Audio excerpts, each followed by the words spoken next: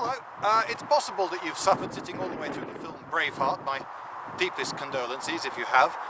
Historically, of course, it is all over the place. They get things spectacularly wrong. They have him attacking York, for instance. I'm not sure if he got within 100 miles of York. Not only does he attack York in the film, but he actually takes York. He did attack Newcastle, which is where I am now, but rather significantly, I think he failed to take Newcastle, but a lot of his men got captured in the attempt.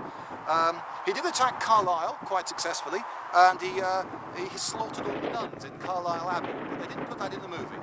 I wonder why. Right, but this isn't really about Braveheart. I could spend, of course, most of an hour talking about all the things that are wrong historically about Braveheart. I'm just going to cut to the bit with the speech, because I think it has more, a more wide application. It's not just medieval Scots this applies to. You could say this of loads and loads of people. He makes the speech to his army saying, they, meaning the English, who are of course evil, they may take our lives, meaning your lives, you lot, the army, but they can never take our freedom, he says, painted in woad. They didn't paint themselves in woad. That's Picts 1,000 years earlier. Gee. Anyway, what is he actually saying? What is he actually saying? They may take our lives, but they can never take our freedom.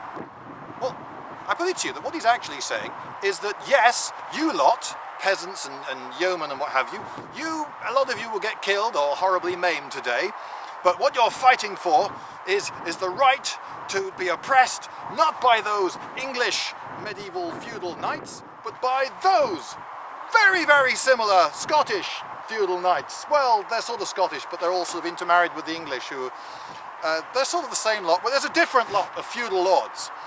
That's of course what medieval period was like.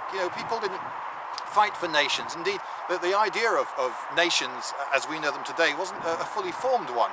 The Scots were forever fighting other Scots. They were a very clannish lot.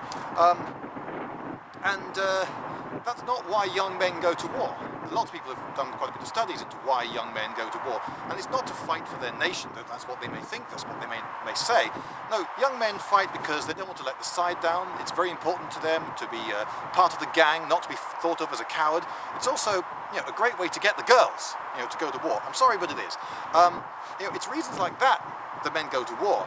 And these reasons, they can be exploited. You can stand up and say, ha-ha, right, you lot, I'm going to exploit your natural instincts. Sorry, they were over there, weren't they? I'm going to exploit your natural instincts and get you lot to fight for me against that lot so that I, rather than that lot, get to rule you. Yes, are you with me?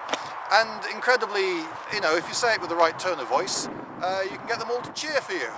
It's all rather sad, really. But then, what's perhaps sadder is that modern audiences sitting in the cinema buy into this idea of Scotland or wherever it is. Obviously, it's never England. No one's ever allowed to be patriotic about being English, not in the cinema. But they buy into it and think that these people were actually fighting for their freedom.